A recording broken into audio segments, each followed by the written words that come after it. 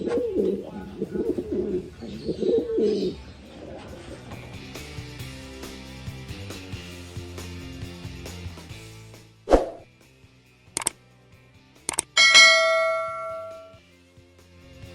araw po ulit sa inyo mga kalapatids. Welcome back po ulit sa aking YouTube channel. Bali, sa video na to itutuloy po natin yung video na ginawa ko na last night. Tungkol yun sa sa breeding, kung paano umpisahan ng tama sa breeding. Okay, so saan nga ba tayo natapos? Ayun, yung na-set na natin sila, diba? Na-set na. So, naisala na pareho. So, hintayin natin ngayon sila na mag-itlog. Okay, so usually kasi 1 week ganyan. Yung iba kasi 5 days nangingitlog na, or sa experience ko yung 1 week, 8 days ganyan nangingitlog na. So, pag ready na yung mga breeding cages nila, na-disinfect na, tapos nagawa na natin lahat yung para sa mga breeders nga, di ba? Yung cleansing, flashing, lahat. Pagpaligo, tapos naisalang na nga. Ngayon, hihintayin natin sila mag-itlogan. Okay, yung first 5 days, hindi ko sila nilalagyan muna ng nest ball. Kasi bakit? Hindi pa naman sila mangingitlog niya. Okay, so more on pagpaparisan, mating, gano'n. So makikita mo yan pag nag-start ng nag-uupo-upo yung mga hen sa sulok or sa floor ng nila ng kulungan, ng breeding cage nila. Tapos parang gusto nang maghakot ng mga nesting materials. Doon ka na mag-start na maglagay ng nest balls. Yung sabi ko, di ba, yung mga nesting materials, yung iba ginagamit Taiwan soil, yung iba ginagamit yung mga pinong buhangin, yung tuyo. Mas okay kung ma-disinfect yun, no? Yung iba, dinidisinfect nila yung buhangin na yun. Yung iba naman, pag kunyari colony breeding sila, yung malaking kulungan pero may mga kanya-kanyang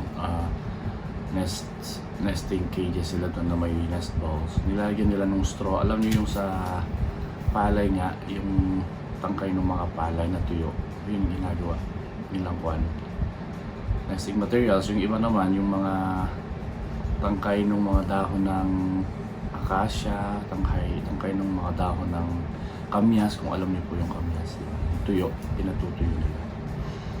Ganon. Okay, so ngayon nakasalang na ngayon tayo. Yung mga naisalang na natin yung mga ibon na i-breed nga natin. Hintayin natin mag-itlog 5 days. So fast forward na tayo ng konti, nag-itlog na. Kunyari, nag-itlog na. First egg. Tapos hindi naman susundan niya ng second egg kinabukasan. So may gap yan na 1 day. Okay, so magiging dalawa yon. Kunyari, ngayon nag-itlog sa Monday. Tuesday hindi siya mag-iitlog. Wednesday, dun yung second egg. Diba? So gaya nung nasabi ko nung last video ko, may mga breeders kasi na yung first egg pa lang inuupuan na, nililimliman na. So magde-develop na yun ng yung embryo niya magde-develop na. Kasi imagine first day pagka-itlog, let's say 1 hour uupo na yan, tapos Martes, Miyerkules, so 3 days yun, diba? So parang lamang na yung isang itlog ngayon kung gusto nyo naman na magsabay yung pisa nung itlog nyo, nung itlog nila ng mga naisalan nyo na alaga natin, no? Gagawin mo, kung may dummy egg ka, yung mga plastic na itlog na bibili sa poultry supply, kung may ganun ka, i-pull out mo muna yung first egg, ilagay mo yung dummy egg doon. Hindi naman yan, basta i-secure mo lang, kahit na ilagay mo yan sa ref, pwede. Huwag sa freezer, huwag sa ref lang. Pwede. Basta i-secure mo siya. Tapos, lagyan mo lang ng marka para hindi ka malito. Siyempre, kung maraming yung pairs na sinet mo, di ba?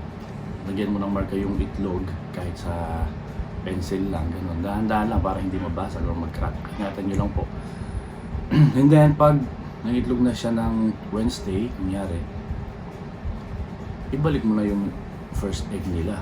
Ibalik mo na yun. Pull out mo na yung plastic, yung dummy egg. Para yung dalawang itlog nila, sabay na nila na lilimliman, sabay yun mapipisa. In 2 weeks, yung magkakamali, like 14 to 16 days, or 14 to 18 days, magpipisa na yan. Magpipisaan na. Okay? Pero bago dun sa magpisaan, kunyari, dalawang itlog na sila, nagawa nyo na yung technique, no? Dummy egg ka, nag-itlog na ng second, naglimlim na, pinalitan mo na yung dummy egg. Okay? So after 3 to 5 days, pwede mo yan i-candling. Candling yung iilawan mo siya, iilawan mo yung ilaw gamit yung flashlight na maliit. Kahit sa cellphone nyo lang, flashlight ng cellphone. Makikita mo na yung embryo, may mga marka na, yung mga red na parang ugat. It means fertile na yon. Start na mag-develop yung embryo niya para in 2 weeks, maging sisiw na yan na magpisaan. Magpipisa na, di ba? Ganun yung ginagawa namin. I know it's basic, pero doon sa mga newbie, malamang baka makatulong yun, di ba?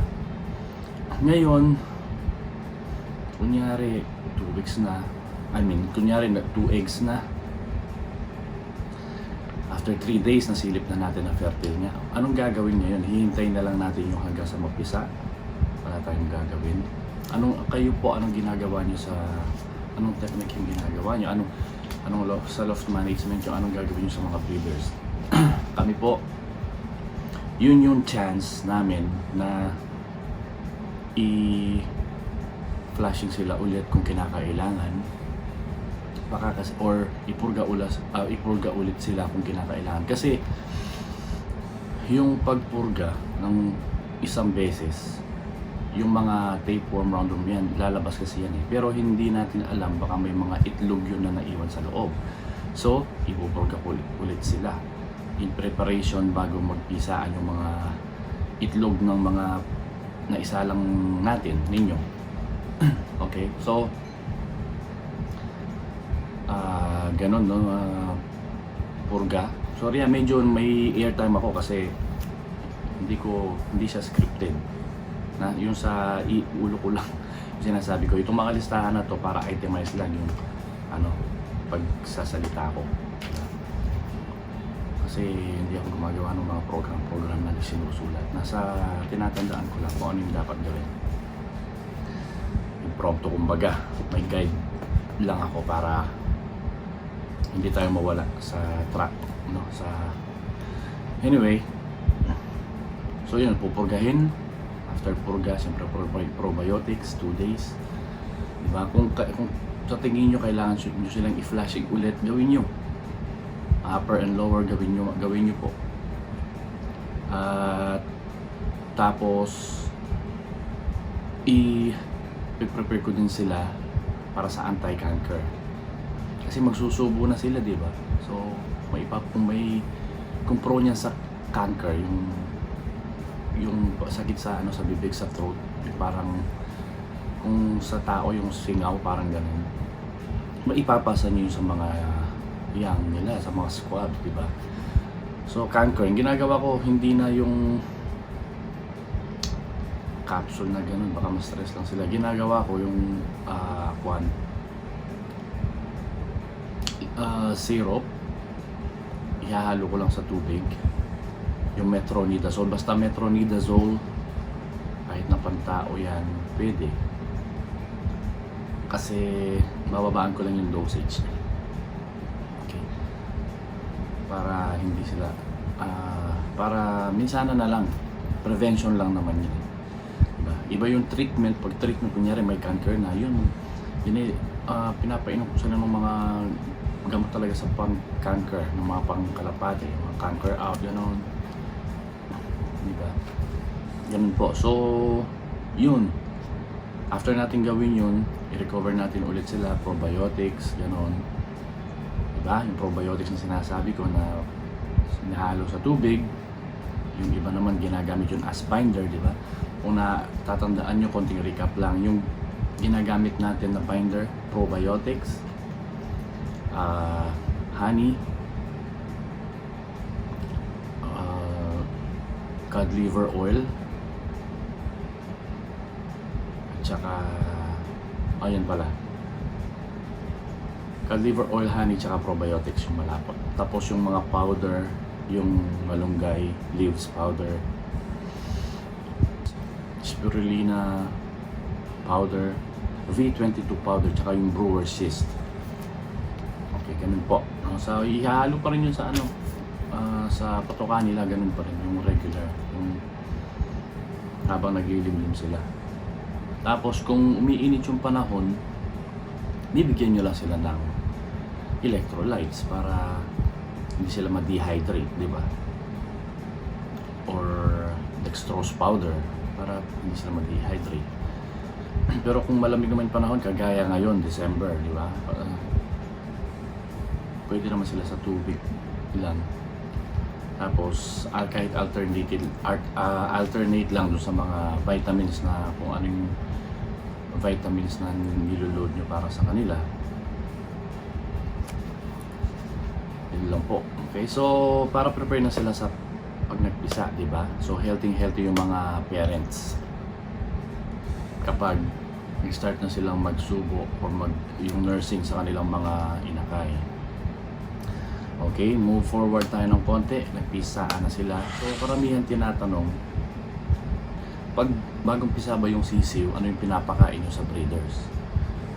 Kasi baka mabulwanan yung mga sisiw, mamatay, di ba? Kung pipapakain nyo sila ng grains, yung mga regular na patoka, mga breeder mix.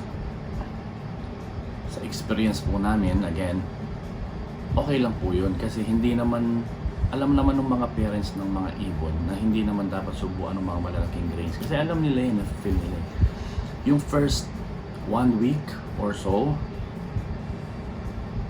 nagpo-produce ng crop milk yung mga parents ng mga kalapate, yung mga tinatawag na gatas no crop milk. Kung mapapansin nyo dun sa mga naka-experience na nakapagpa-sisiw na nakapag-inakay, pansinin nyo yung mga maliliit, yung mga first 2, 3, 4 days na sisiw, wala silang matitigas na grains na isusubo yung parents nila. Parang maliliit na butil na kulay puti. Yun yung crop milk. Okay po. So pag natansya na nung mga parents na pwede nang subukan yan ng mga grains, mga maliliit na grains, no? Kaya ng mga birdseed, ganyan, mga oats, mga ganun. Yung mga maliliit lang muna, susubukan nila, gagawin nila yan. Instinct na nila yan. So kaya kahit nabubuhay yan sa wild, ganun pa rin. Okay, so huwag na nating masyadong pahirapan yung mga ganung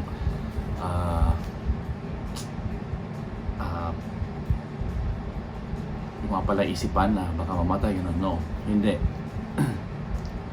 Yung mga parents na yung bahala dyan. Basta healthy sila, yun nga yung dapat unahin natin na healthy sila. So para makapag-produce sila ng enough crop milk para sa mga youngsters na days old lang muna. Okay? Right, so ako nag-a-add din ako ng ng mga chick booster. Yung paano binibili. So ina-add ko lang yun, konti-konti lang po, konti-konti. Kasi nakakaano din yun para mas lumaki yung makatulong sa paglaki ng mga sisiw. Sorry. Okay, so ganon. Ngayon, lumaki na yung sisiw. Ngayon nasa, let's say 2 weeks na. Ngayon, nakikita mo na yung mga balahibo nila. So may clue ka na kung anong kulay. Ganun. Diba? Kung brown man yan, kung grizzle man yan na light color na puti or dark blue checkered, ganun. May idea ka na. Ngayon, yung pagsisingsing, siguro alam naman natin yung pagsisingsing, di ba? Yung first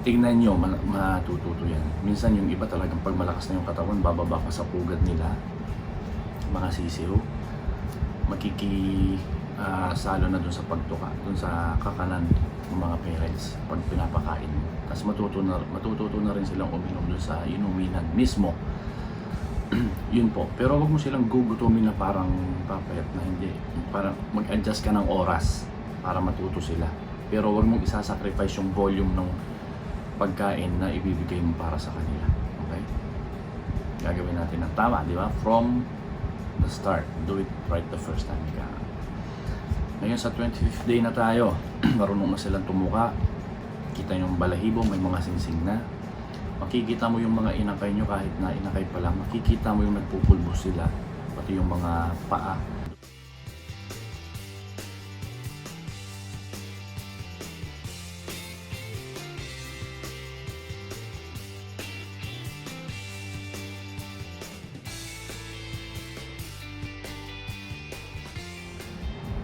Yung ilong hindi mo pa masyadong makikitang magpuputi yan kasi inakay pa yan eh. Pero makikita mo sa balahibo at saka sa paa. Dark na paa, powdery, pati yung lahat ng balahibo nila sa katawan. Sign yun na healthy. Winning day, pag-uwalay. 25th day, sinabi ko kanina, hindi pa yan nakakababa o taas doon sa perch. 25th day, yun yung magandang day para iwalay sila. Usually kaya nag-set tayo ng sabay-sabay para magiging sabay-sabay yung pisa, sabay-sabay yung paglaki, sabay-sabay yung pag-win. Diba? Mas marami, mas madaling turuan. Survival of the fittest yan ngayon. Kasi kung hindi sila marunong tumuka, pagdating dun sa flyer's loft, wala, may iiwan sila hanggang sa magkasakit o mga yayat. So dapat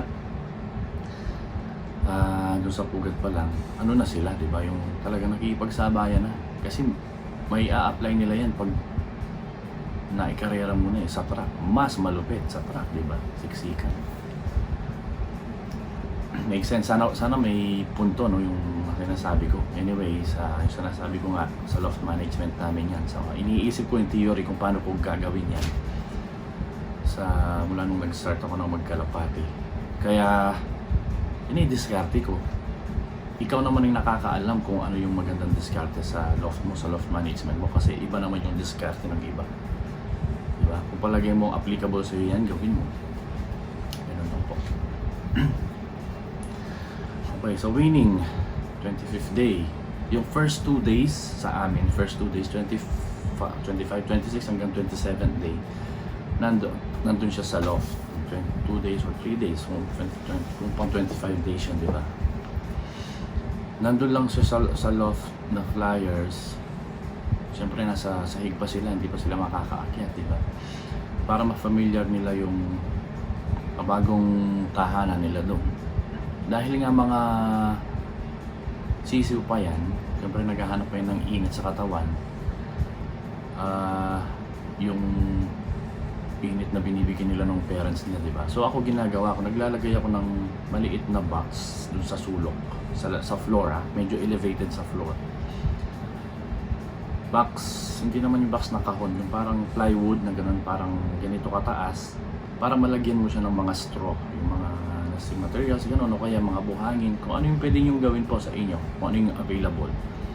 Para doon sila palagi, pag kunyari, matutulog gabi na gano'n, o kaya pagkatapos kumain, doon sila magre-relax. Hanggang doon sa makondisyon yung katawan nila, ma-familiarize na sila doon sa bagong loft, maging komportable na sila. Hanggang doon sa kumuha na sila ng kanya-kanya nilang mga purchase.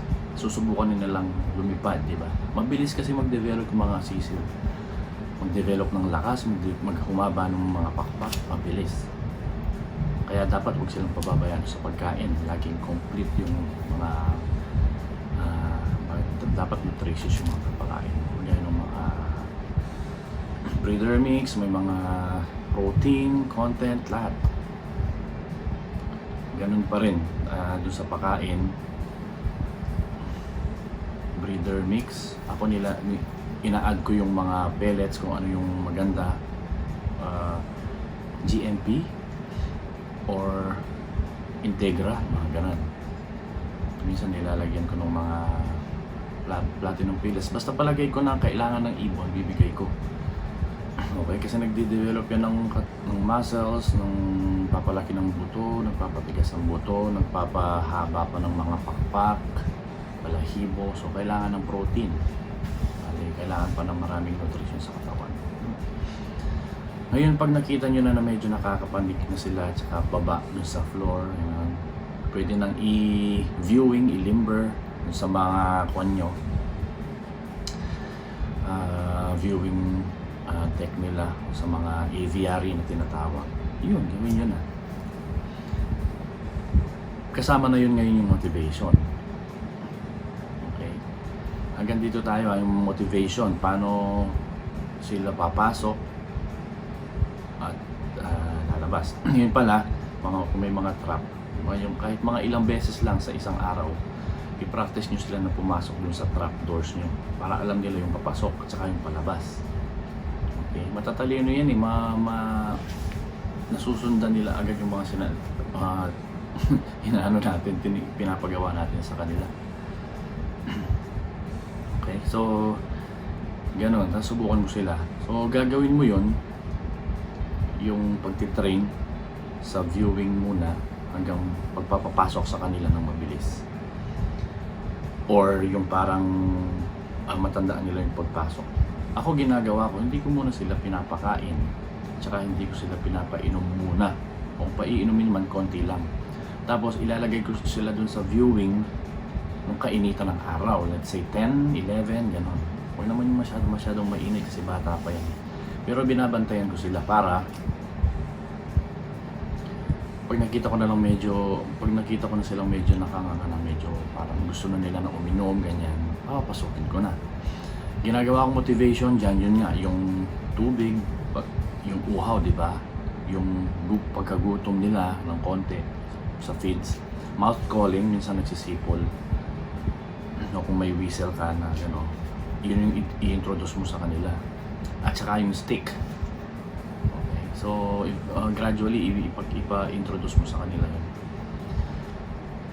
Pag naibigay mo sa kanila yon, na introduce mo sa kanila, few days, magiging may memorize na nila yan. Kasi nga matatalino sila, diba? So yun, pag yung kalapati, lalo yung mga inakay, gutom o gustong uminom, maghahanapin talaga. So dahil alam nila dun sa loob may pagkain, alam nila dun sa loob may inumin, magmamadali yun ang pumasok, lalo na pag naturuan mo na pumasok sa mga trapdoors nila, diba? Tapos may mga sipol pa na familiarize nila yung ganong uri ng sound.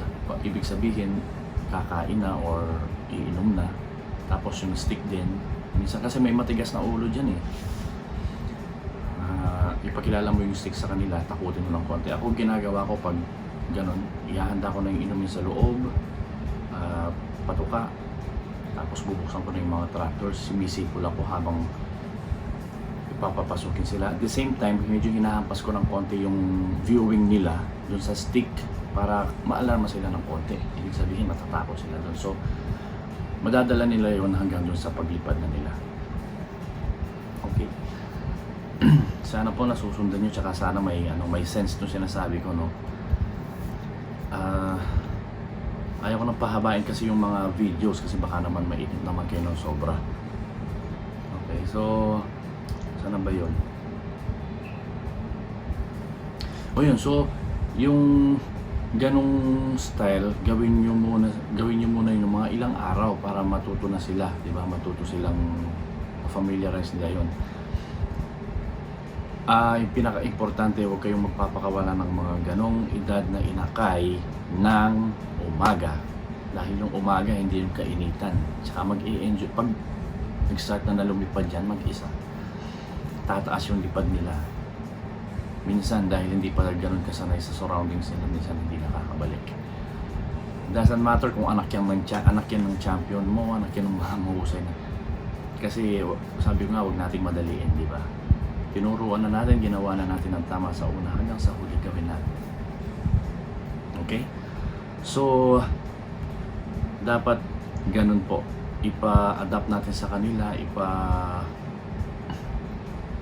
para ma-familiarize nila kung ano yung gusto mong motivation sa kanila, kasi dapat ikaw yung masusunod, hindi sila. Okay? Kasi mga ibon lang sila kumpara sa atin, so dapat ikaw yung masunod, ikaw yung boss, pero wag mo silang pababayaan. Okay, so yun lang muna sa ngayon. Ipiprepare ko lang yung kasunod sa next video.